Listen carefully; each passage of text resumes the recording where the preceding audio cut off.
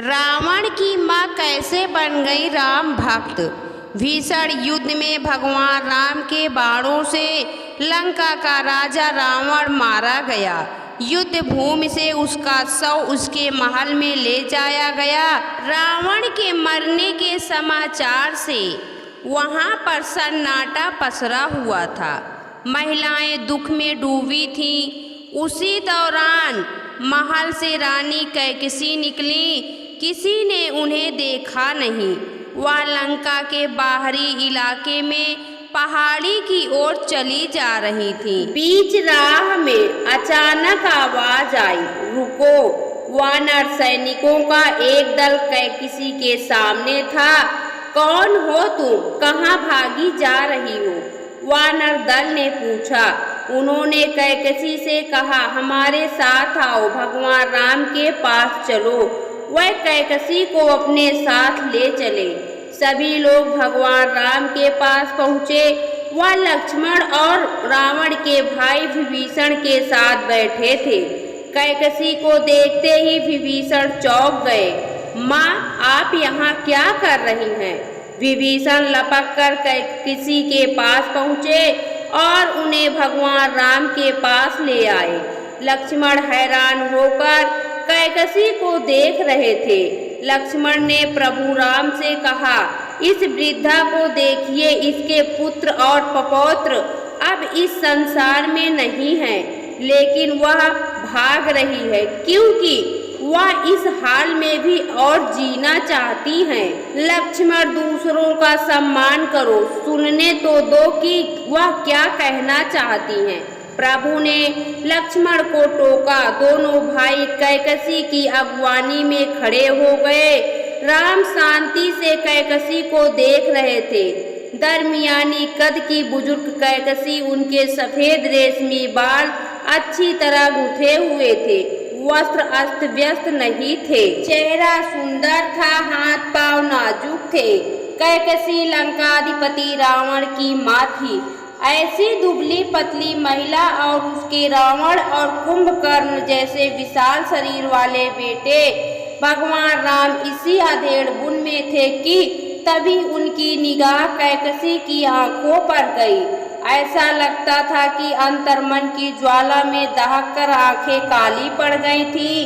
प्रभु ने विनम्रता से कहा, रानी माँ, अपने सैनिकों के व्यवहार के लिए मैं क्षमा मांगता हूँ।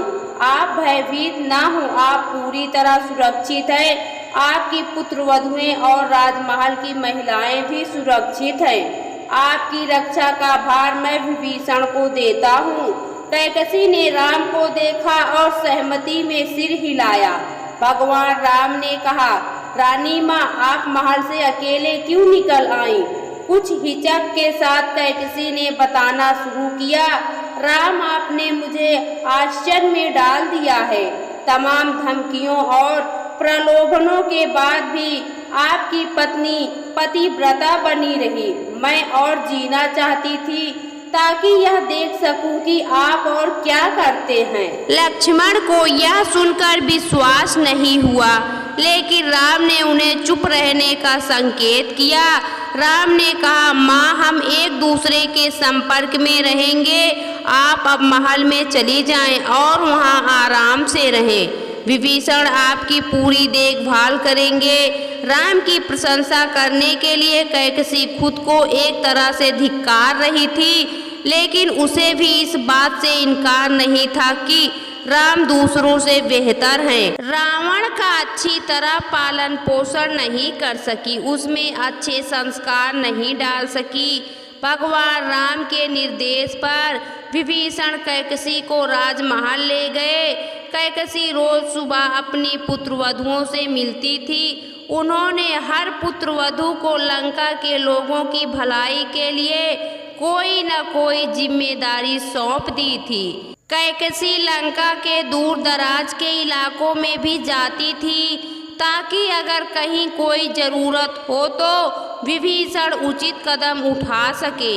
कैकसी सारे काम करती रही, लेकिन किसी को पता नहीं था कि अपने हर काम की प्रेरणा कैकसी ने राम से ली और हर काम उन्हें ही समर्पित किया। इससे कैकसी को अपने मन की अशांति से उबरने में मदद मिली। रावण ने अपने लोगों पर बहुत अत्याचार किए थे। कैकसी उन पीड़ित लोगों की मदद करती थी। इस तरह कई वर्ष बीत गए। दूर अयोध्या से दूत कैकसी के पास आते रहते थे, संदेश और उपहार लेकर। एक दिन अयोध्या से ऐसी खबर आई जिसने सबको हिला दिया। प्रभु राम ने सरयू नदी में जल समाधि ले ली थी। विभीषण ने रोते हुए जब यह समाचार कैकसी को दिया तो वह स्तब्ध रह गई। कुछ देर बाद आंसुओं की धार फूटी।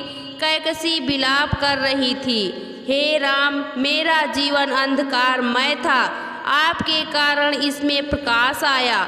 अब मुझे जीने की कोई इच्छा नहीं। आपके स्वर्ग गमन के बाद दुख से मुझे कौन उबारेगा। राम उस दिन के बाद से कैकसी लोगों की भलाई में और तन मन से जुट गई। उन्होंने एकांत नहीं चुना। वह रोज राम नाम जपती रही। इस संसार से विदा लेने तक उन्होंने पूरी मर्यादा के साथ जीवन जिया और दूसरों की सेवा करती रहीं। आखिरी सांस तक उनकी ओठों पर राम नाम ही रहा। दोस्तों, आपको यह पौराणिक कथा कैसी लगी कमेंट बॉक्स में ज़रूर बताएं। वीडियो को लाइक करें, शेयर करें और हमारे चैनल को सब्सक्राइब करना न भूलें। वीडियो देखने के लिए आपका बहुत बहुत धन्यवाद।